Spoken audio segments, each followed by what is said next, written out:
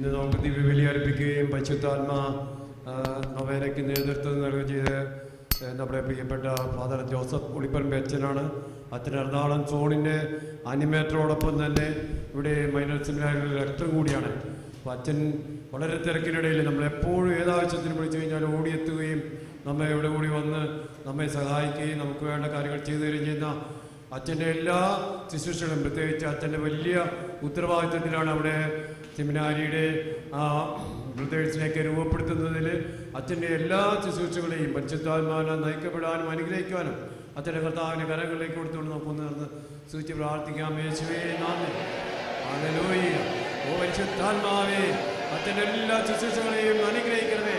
സെമിനാരിയിലെ എല്ലാവരെയും ശക്തിപ്പെടുത്തുകയും പരിശുദ്ധാത്മാവിനെ നിറയ്ക്കുകയും ദൈവഗീതമനുസരിച്ച് പരിശീലിപ്പിക്കുകയും ഞങ്ങളുടെ കൃപ നൽകണമെന്ന് പ്രാർത്ഥിച്ചുകൊണ്ട് ഞങ്ങളൊന്നിനും ശ്രദ്ധിക്കുന്നു.